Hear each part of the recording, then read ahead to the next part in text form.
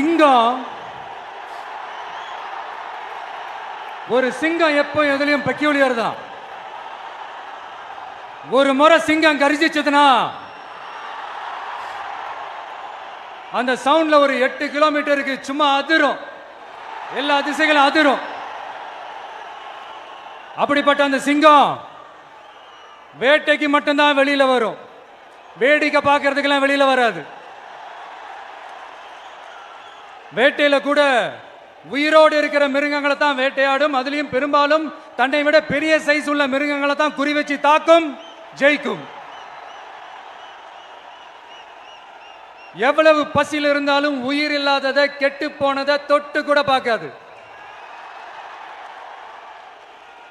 அப்படிப்பட்ட அந்த சிங்கம் அவ்வளவு ஈஸியா எதையும் தொடாது, தொட்டா விடாது. காட்டோட 4 பக்கமும் மார்க்கிங் மை டெரிட்டரின்னு தன்னுடைய பவுண்டரியை தானே வகுக்கும். அப்படிதான் அந்த காட்டையை தன்னோட கண்ட்ரோல்ல வச்சிருக்கும். சிங்கத்துக்கு கூட்டத்தோட இருக்கிறதுக்கும் தெரியும், தனியா இருக்கிறதுக்கும் தெரியும். அப்படியே தனியா வரணும்னு நினைச்சாலும் அஞ்சாம அலட்டிக்காம சும்மா கெத்தா தனியா வந்து அத்தனை பேருக்கும் தண்ணி காட்டும். எப்போ எதிலையும் தன்னோட தனித்தன்மையை இழக்கவே இழக்காது. Yes, a lion is always a lion.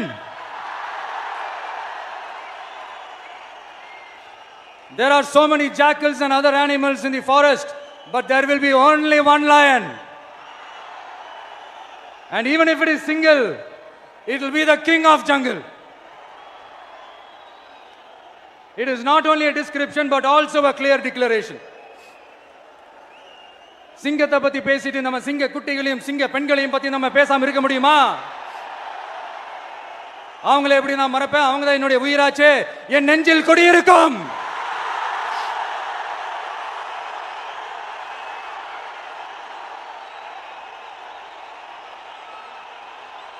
என்னுடைய தோழர்களுக்கும் தோழிகளுக்கும்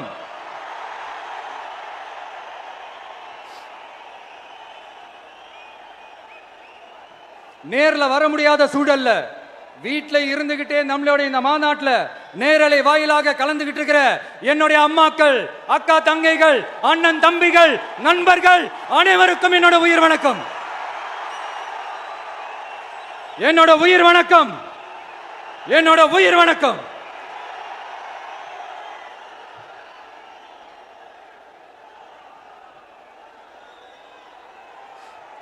வீரம் விளையும் மாமதுரை மண்ணை வணங்குகிறேன். இந்த மதுரைனாலே உடனே ஞாபகத்துக்கு வருது சீறி பாஞ்சி துள்ளி குதிக்கிற யாருக்கும் அடங்காத காளைகள் விளையாடுற அலங்காநல்லூர் ஜல்லிக்கட்டு தான். நம்ம வைகை ஆறு தான். அழகர் ஆத்துல இறங்குற வைபவம், மதுரை மீனாட்சி அம்மன். இந்த மண்ணோட உண்மையான குணம், உணர்வு பூர்வமான மண் இது. அது மட்டும் இல்ல, இந்த மண்ணில் வாழ்ற மக்களும் அப்படித்தான், உணர்வு பூர்வமான ஆளுங்க. நான் இந்த மண்ணில் கால் எடுத்து வச்ச உடனே ஒரே ஒருத்தரை பத்தி தான் மனசுக்குள்ள ஓடிக்கிட்டே இருந்தது. அவர் யாருன்னு உங்களுக்கும் தெரிஞ்சிருக்கும். சினிமானாலும் சரி, அரசியல்னாலும் சரி, நமக்கு ரொம்ப ரொம்ப பிடிச்சது புரட்சி தலைவர் எம்ஜிஆர் அவர்கள் தான். அவரோட பழகிறதுக்கு எனக்கு வாய்ப்பு கிடைக்கல. ஆனா அவரை மாதிரியே குணம் கொண்ட என்னுடைய அண்ணன் புரட்சி கலைஞர் கேப்டன் விஜயகாந்த் அவர்களோட பழகிறதுக்கு எனக்கு நிறையவே வாய்ப்பு கிடைச்சது. அவரும் இந்த மதுரை மண்ணை சேர்ந்தவர் தானே, அவரை மறக்க முடியுமா? தமிழ்நாட்டு மக்கள் உணர்வுபூர்வமா உண்மையா நம்ம பக்கத்திலே நிக்கிறவங்க, அதுக்கு ஒரு மிகப்பெரிய அடையாளம் தான் இந்த மதுரை மண். நம்ம தமிழக வெற்றி கழகம் கையில் எடுத்திருக்கிற அரசியலும் அப்படித்தான். உண்மையான அரசியல், உணர்வு பூர்வமான அரசியல், நல்ல அரசியல், நல்லவங்களுக்கான அரசியல், நாட்டு மக்களுக்கான அரசியல், நல்லது மட்டுமே செய்கிற அரசியல்.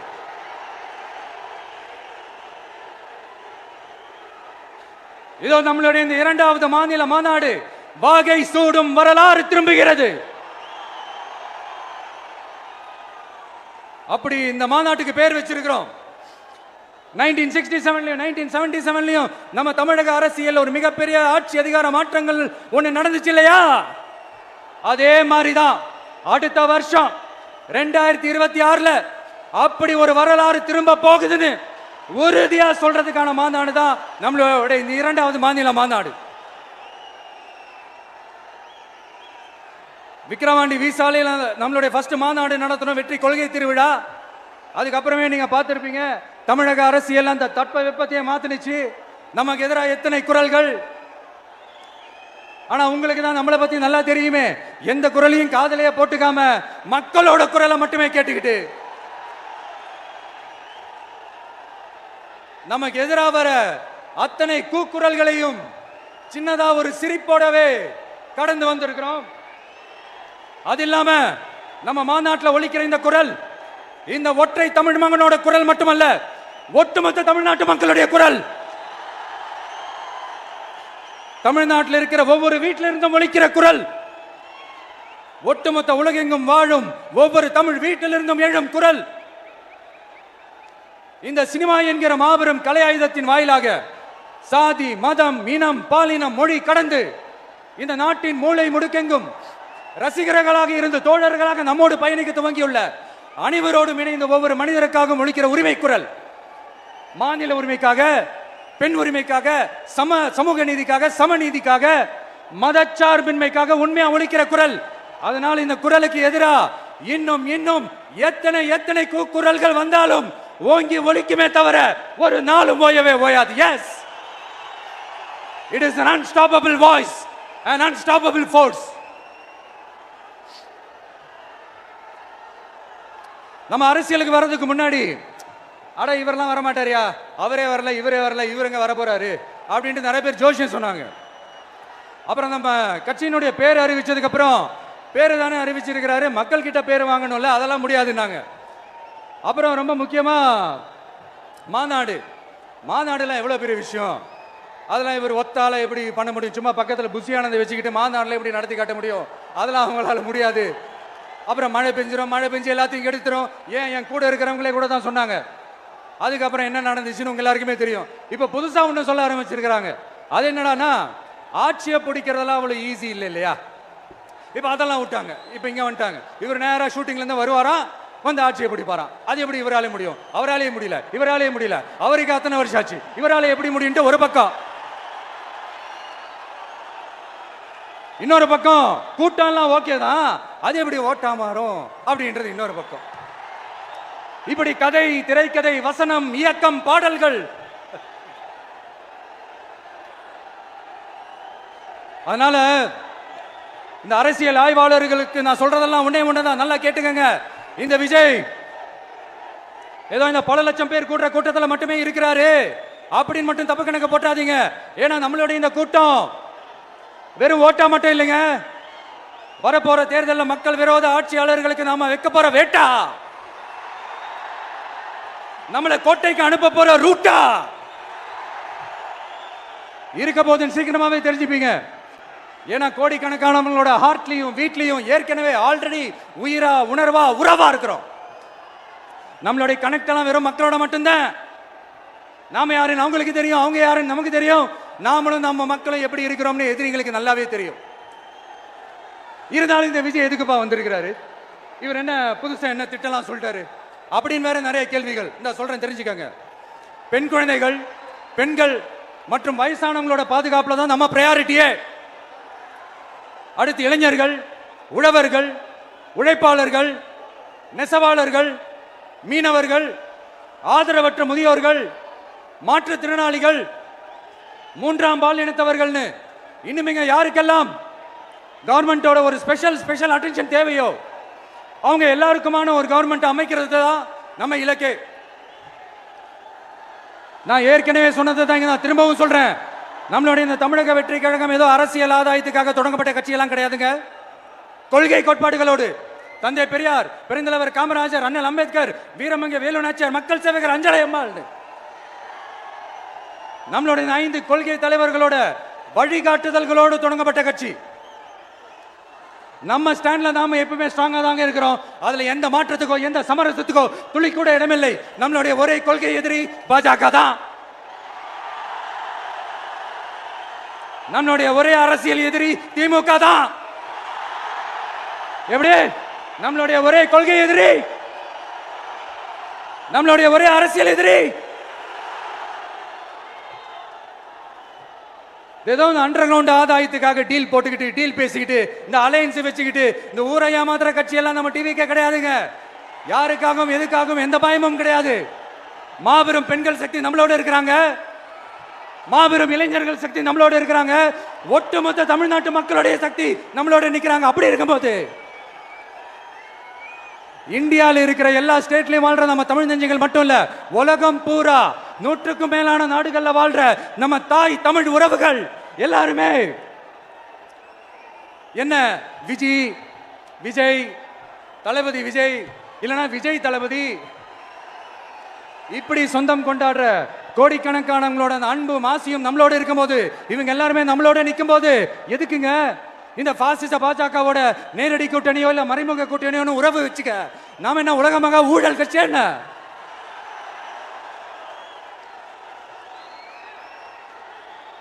நம்மளை பத்தி சின்னதா ஒரு உண்மை ஒண்ணு சொல்லலாமா? என்னடா இவர் வாயால இப்படி சொல்றாருன்ட்டு யாரும் தவறா நினைச்சுக்க வேணாம். ஏன்னா இது ஒரு விதத்துல ஒரு ஃபேக்டும் கூட, அதனால தான் நான் சொல்லணும்னு ஆசைப்படுறேன். நம்ம யார் தெரியும்ல? நாம எல்லாருமே சொல்றேன், நாம யார் தெரியும்ல?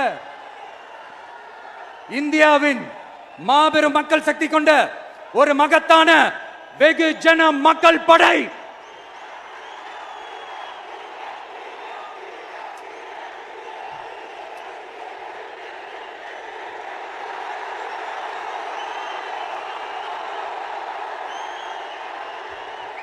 அதனால நம்ம தலைமையில நாம அமைக்க போற இந்த உண்மையான மக்களாட்சிக்கான அச்சாரமாக மாபெரும் மக்கள் சக்தியை அணி அணியாக நம்மளோட திரண்டு நிக்கிறப்போ இந்த அடிமை கூட்டணியில சேர வேண்டிய அவசியம் நமக்கு இருக்குங்க. நம்மளோட இந்த கூட்டணி சுயமிழந்த கூட்டணியால இருக்காது, சுய மரியாதை கூட்டணியா தான் இருக்கும். இந்த ஒரு பக்கம் ஆர்எஸ்எஸ் கிட்ட அடிபணிஞ்சுக்கிட்டு, இன்னொரு பக்கம் மதச்சார்பற்ற கூட்டணின்னு இந்த மக்களை ஏமாத்துற கூட்டணியால நம்ம கூட்டணி இருக்காது. நான் இப்பவும் சொல்றேன், நம்மளை நம்பி வர்றவங்களுக்கு ஆட்சியிலும் அதிகாரத்திலும் உறுதியாக பங்களிப்பு செய்யப்படும். உடனே இந்த கேள்விகள்லாம் வரும். அப்ப யாரு கூட்டணி, யாரு வரா, யாரு போறா, இந்த கேள்விகள்லாம் வரும். இந்த கேள்விகளுக்கெல்லாம் ஒரே ஒரு பதில் தான், சஸ்பென்ஸ்ல சஞ்சாரம் செய்யுங்க. ஆனா ஒண்ணு, 2026ல 2 பேருக்கு நடுவுல தான் போட்டியே. ஒன்னு டிவிகே, இன்னொன்னு டிஎம்கே. இந்த போட்டி எப்படி இருக்க போதுன்னா, இந்த அலையன்ஸை வச்சு எப்படியாவது நம்ம தப்பிச்சிடலாம். என்ன இந்த பழைய இந்த மேத்தமேட்டிக்ஸ் அரித்மேட்டிக்ஸ் இதெல்லாம் வச்சு எப்படியாவது நம்ம தப்பிச்சிடலாம் அப்படின்னு நினைக்கிறவங்களோட அந்த கனவு ஒரு நாளும் மைப்படாது. சரி, இப்ப நம்ம வேற ஒரு ஏரியாவுக்கு ஒன்று வருவோம். எதிர்காலம் வரும், என் கடமை வரும், இந்த கூட்டத்தின் ஆட்டத்தை ஒழிப்பேன்.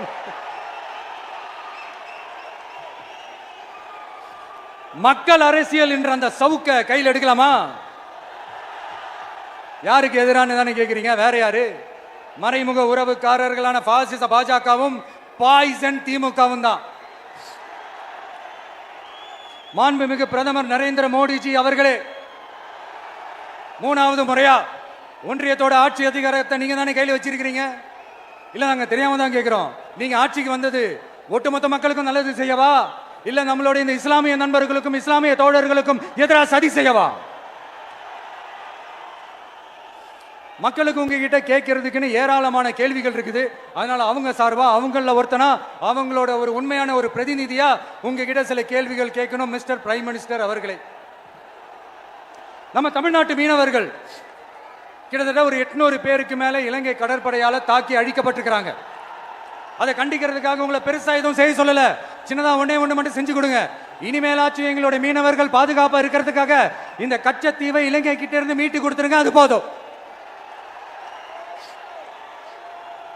உங்களுடைய இந்த முரட்டு பிடிவாதத்தால நீங்க நடத்துற இந்த நீட்டு தேர்வு, அதனால இங்க என்னென்ன நடக்குதுன்னு சொல்றதுக்கே மனசு வலிக்குது. அதனால அந்த நீட்டு தேர்வு தேவையில்லைன்னு அறிவிச்சிருங்க, அது போதும். செய்வீர்களா திரு நரேந்திரபாய் தாமோதர் மோடிஜி அவர்களே?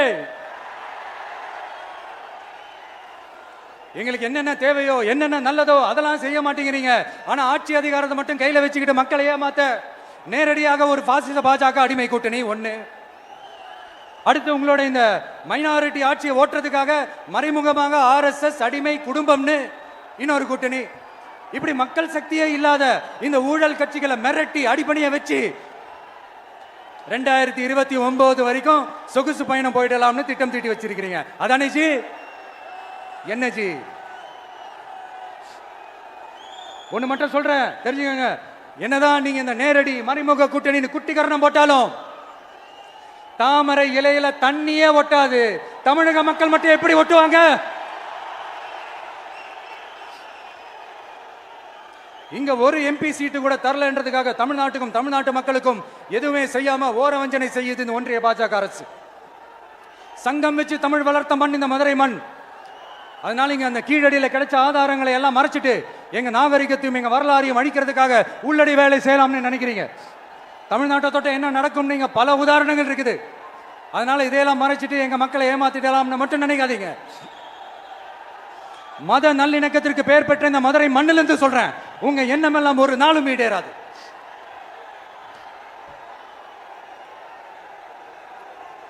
எம்ஜிஆர்னா யார் தெரியும்ல?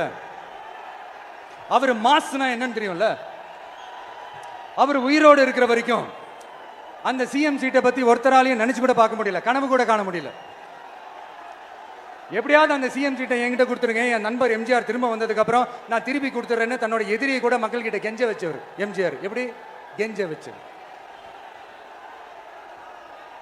அதனால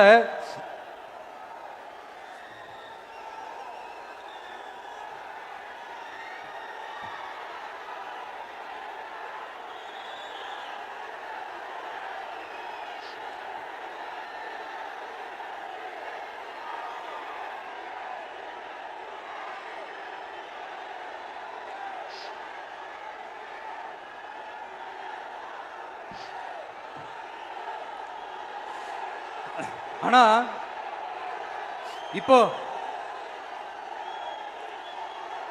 அவர் ஆரம்பிச்ச அந்த கட்சியை, எம்ஜிஆர் அவர்கள் ஆரம்பிச்ச அந்த கட்சியை கட்டி காக்கிறது யாரு? இன்னைக்கு அந்த கட்சி எப்படி இருக்குது? அதை நான் சொல்லிதான் உங்களுக்கு தெரியணுமா என்ன? அப்பாவி தொண்டர்கள் அதை வெளியில சொல்ல முடியாம வேதனையில தவிக்கிறாங்க. 2026 சட்டமன்ற தேர்தலில் யாருக்கு ஓட்டு போடணும், எப்படிப்பட்ட ஆட்சி இங்க அமையணும்னு அந்த அப்பழு கற்ற அந்த தொண்டர்களுக்கும் ரொம்ப நல்லாவே தெரியும். அதனால என்ன வேஷம் போட்டுக்கிட்டு பாஜக இங்க தமிழ்நாட்டுக்குள்ள வந்தாலும் அவங்க வித்தை எல்லாம் இங்க வேலைக்கே ஆகாது. இப்படி பொருந்தா கூட்டணியா இந்த பாஜக கூட்டணி இருக்கிறதுனால இப்ப ஆட்சியில இருக்கிற இந்த வெற்றி விளம்பர மாடல் திமுக என்ன செய்துன்னு தெரியும்ல? பாஜகவோட உள்ளுக்குள்ள ஒரு உறவை ஒண்ணு வச்சுக்கிட்டு வெளியில எதிர்க்கிற மாதிரி, அப்படி எதிர்க்கிற மாதிரி ஒரு டிராமா ஒன்று பண்ணிக்கிட்டு, எதிர்கட்சியா இருந்தா போங்க மோடின்னு பலூன் விடுறது, ஆளுங்கட்சியா இருந்தா வாங்க மோடின்னு கொடை பிடிச்சிக்கிட்டு கும்பிடு போடுறது. இது மட்டுமா? ஒரு ரைடுன்னு ஒன்று வந்துட்டா போதும், இது வரைக்கும் போகவே போகாத ஒரு மீட்டிங், அதை காரணம் காட்டி டெல்லிக்கு போறது, அங்க ஒரு சீக்ரெட் மீட்டிங் நடத்துறது. நல்லா நோட் பண்ணணும் மக்களே, அந்த மீட்டிங் அப்புறம் இந்த இஷ்யூ அப்படியே காணாம போயிருக்குமே. அதேதான் Stalin uncle, what uncle is very wrong uncle.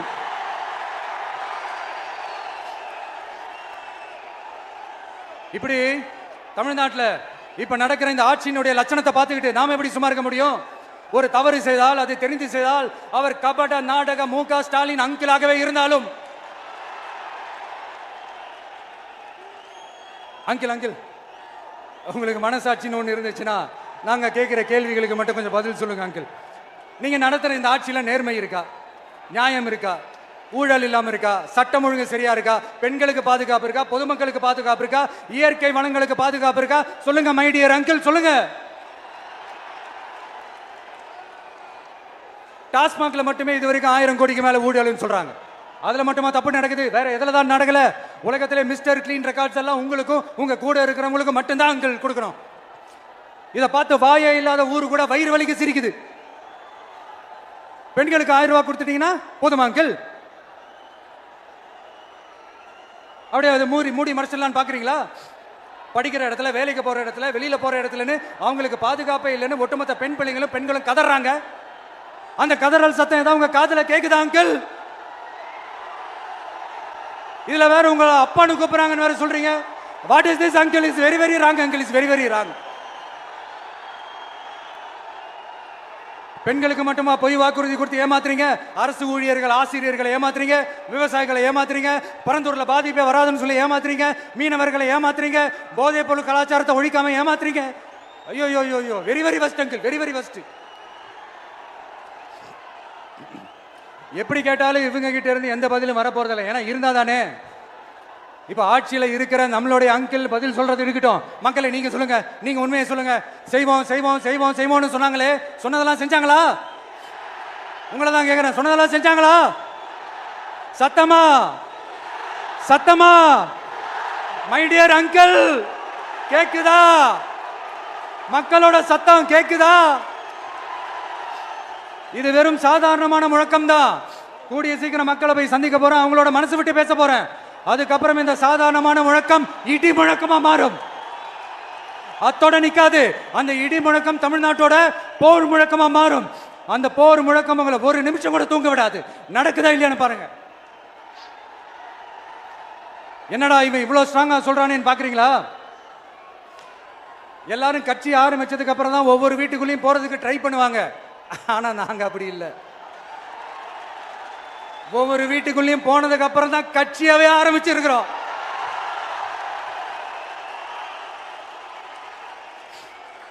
அதனால ஒட்டுமொத்தமா எல்லாருமா சேர்ந்து இந்த திமுக ஆட்சிய, கபட நாடக திமுக ஆட்சிய 2026 தேர்தலில் வீட்டுக்கு அனுப்புறோம்.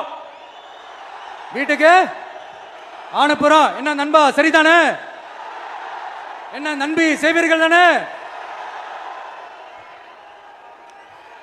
இப்போ உங்களுக்கு சின்னதா ஒரு சர்ப்ரைஸ். நம்ம கட்சியினுடைய வேட்பாளர் பட்டியலை இப்ப நான் அறிவிக்க போறேன். மதுரை கிழக்கு வேட்பாளர் விஜய். இன்னும் முடிக்கல. ஒரு நிமிஷம், இன்னும் முடிக்கல. மதுரை மேற்கு வேட்பாளர் விஜய். மதுரை மத்தி வேட்பாளர் விஜய். மதுரை தெற்கு வேட்பாளர் விஜய். மதுரை வடக்கு வேட்பாளர் விஜய். மேலூர் விஜய். சோழவந்தான் விஜய். திருப்பரங்குன்றம் விஜய். திருமங்கலம் விஜய். உசிலம்பட்டி விஜய்.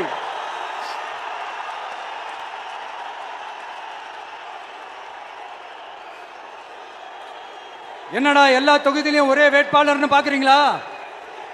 234 தொகுதியிலும் இந்த விஜய் தான். அதாவது உங்க விஜய் தான் உங்க சின்னம். இன்னும் சிம்பிளா சொல்லணும்னா, உங்க வீட்டில் இருக்கிற ஒருத்தர் தான் வேட்பாளரா நிக்க போறாங்க. அந்த வேட்பாளரும் நானும் வேறு வேறு இல்லை. நீங்க அவருக்கு ஓட்டு போட்டீங்கன்னா எனக்கு ஓட்டு போட்ட மாதிரி. இந்த முகத்துக்காக நீங்க ஓட்டு போட்டீங்கன்னா உங்க வீட்டில் இருக்கிற உங்களுடைய வேட்பாளர் ஜெயிச்ச மாதிரி. என்னடா இவர் ஏதோ ஓவரா சொல்றாருன்னு நினைக்க வேணாம். பிராக்டிக்கலா அப்படிதான் இருக்கும், அப்படிதான் இருக்கணும். நீங்களும் அப்படிதான் நினைப்பீங்கன்னு நான் நம்புறேன். ஏன்னா இது நம்மளை விட நம்ம எதிரிங்களுக்கு இன்னும் நல்லாவே தெரியும். அதனால எல்லா இந்த அதிகார பலம் எல்லாத்தையும் தூக்கிட்டு வந்துருவாங்க. வரட்டும், பாத்துக்கலாம். TVK will take it, TVK will meet it, TVK will compete with it and TVK will conquer it. TVK will conquer it.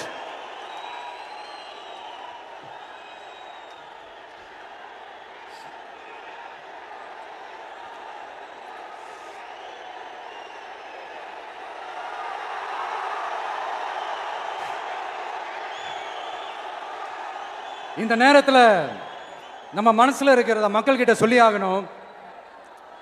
Thoothukudi ஸ்னோலினோட அம்மா என்ன அவங்களோட தம்பின்னும் அவங்க பொண்ணுக்கு நான் தாய் மாமன்னு சொன்னாங்க. அந்த அக்காவோட குழந்தைக்கு மட்டும் இல்லைங்க, என்ன அண்ணனா தம்பியா நினைக்கிற தமிழ்நாட்டில் இருக்கிற என்னோட எல்லா சகோதரிகளின் குழந்தைகளுக்கும் நான் இன்னைக்கு மட்டும் இல்ல, என்னைக்குமே ஒரு தாய் மாமனா தான் இருப்பேன். நீங்க எல்லாரும் என்னுடைய ரத்த உறவு, கூட பிறந்த பொறுப்பு. என் வீட்டு ரேஷன் கார்டுல வேணா உங்க பேர் இல்லாம இருக்கலாம், உங்க வீட்டு ரேஷன் கார்டுல வேணா என் பேர் இல்லாம இருக்கலாம். ஆனா நாம் எல்லாரும் ஒண்ணுதான், உறவுதான். நமக்கு இடையே எந்த அரசியலும் உள்ள நுழையவே முடியாது. என்கிட்ட இருந்து உங்களையும் உங்ககிட்ட இருந்து என்னையும் எந்த சக்தியாலும் பிரிக்கவே முடியாது. அப்புறம் நான் ஒன்னும் இந்த மார்க்கெட் போனதுக்கு அப்புறம், ரிட்டையர் ஆனதுக்கு அப்புறம் அடைக்கலம் தேடி அரசியலுக்கு வரல, படைக்கலனோட வந்திருக்கிறோம்.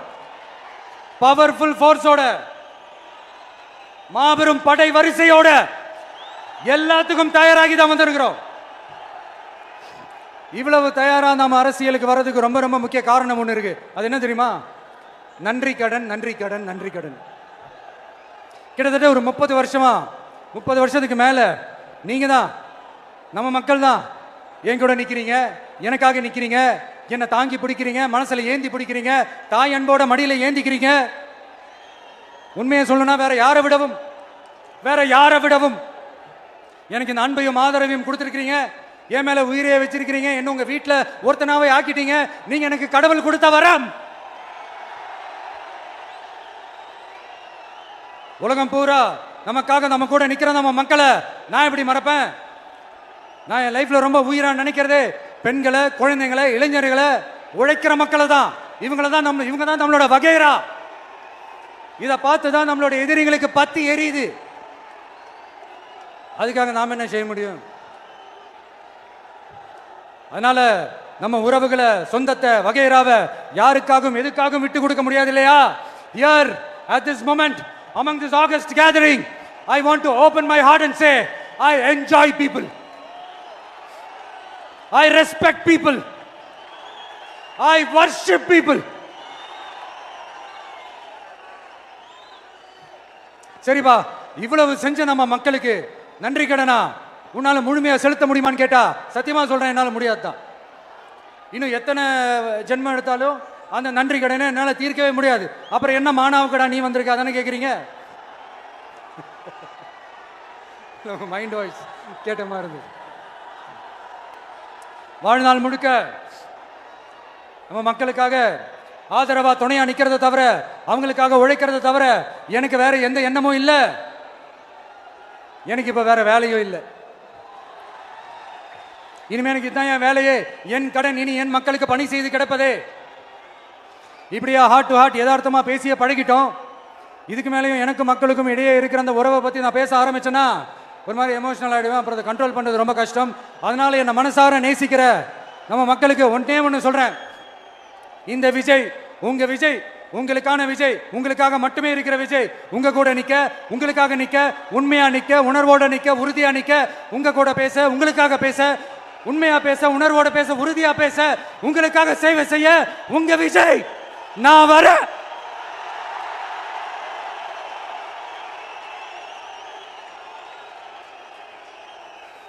சொல்லல முக்கியம், செயல் செயல் செயல் தான் முக்கியம். செய்கை தான் சும்மா சிறப்பா இருக்கணும். நான் ஆட்சிக்கு வந்தேன், நான் சும்மா அது செய்வேன், இது செய்வேன், நல்லது செய்வேன், உருட்டுவேன், புரட்டுவேன், அதெல்லாம் கிடையாது. செய்யறதுக்கு, நல்லது செய்யறதுக்கு, நல்லது செய்யறதுக்கு மட்டும்தான் இந்த விஜய். அப்புறம் ஒரு அரசியல் தலைவன் அவன் சினிமாக்காரனா, நல்லவனா, கெட்டவனா, இதெல்லாம் தாண்டி அவன் உண்மையானவனா, அதுதான் ரொம்ப ரொம்ப முக்கியம். இது சம்பந்தமா ஒரு குட்டி கதை ஒன்று சொல்றேன். ஒரு நாட்டில் ஒரு ராஜா தனக்கு பக்கபலமா இருக்கிறதுக்காக, கூட துணையா இருக்கிறதுக்காக ஒரு தளபதியை தேடுறாரு. சரியான தகுதிகளோட ஒரு 10 பேர் செலக்ட் ஆகுறாங்க. ஆனால் அதில் ஒருத்தர் மட்டும் தான் செலக்ட் பண்ணணும். அதனால அந்த ராஜா என்ன பண்றாருன்னா ஒரு டெஸ்ட் வைக்கிறாரு. அந்த 10 பேர் கையிலையும் விதை நெல்லை கொடுத்து இதை நல்லா வளர்த்து கொண்டு வாங்க, ஒரு 3 மாசம் கழிச்சு வாங்கன்னு சொல்லி அனுப்பி வச்சிடறாரு. 3 மாசம் கழிச்சு வரும்போது அதில் ஒருத்தர் ஆளு உயரத்துக்கு வளர்த்துருந்தாரு, ஒருத்தர் தோல் உயரத்துக்கு வளர்த்துருந்தாரு. அதில் ஒரு 9 பேரும் நல்லா வளர்த்து கொண்டு வந்திருந்தாங்க. ஒருத்தர் மட்டும் வெறும் தொட்டியோடவே வந்தார்.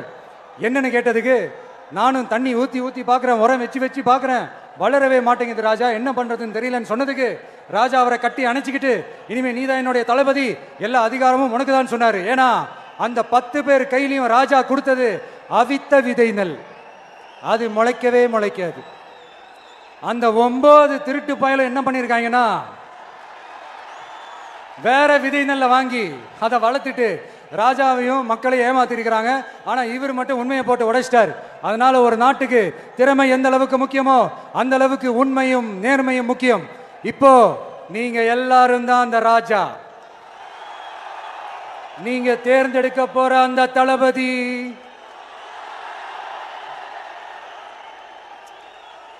சும்மா சினிமாக்காரன். அம்பேத்கர் அவர்களை தோக்கடிச்சது சினிமாக்காரன் இல்ல, அரசியல்வாதி. காமராஜர் அவர்களை தோக்கடிச்சது இங்க விருதுநகர் பகுதியில் தோக்கடிச்சது சினிமாக்காரன் இல்ல, இன்னொரு அரசியல்வாதி. இன்னைக்கும் நம்ம கூட வாழ்ந்துட்டு இருக்கிற நல்ல கண்ணு ஐயாவை தோக்கடிச்சது சினிமாக்காரன் இல்ல, அரசியல்வாதி. இப்படிப்பட்ட நல்ல நல்ல தலைவர்களை எதிர்த்து நின்று தோக்கடிக்கணும்னு அந்த எண்ணத்தை உருவாக்குனது சினிமாக்காரன் இல்ல, அரசியல்வாதி. அதனால எல்லா அரசியல்வாதியும் அறிவாளியும் கிடையாது, எல்லா சினிமாக்காரனும் முட்டாளும் கிடையாது. கான்பிடண்டா இருங்க, நல்லதே நடக்கும், வெற்றி நிச்சயம். மீண்டும் சந்திக்கும் வரை நன்றி, வணக்கம்.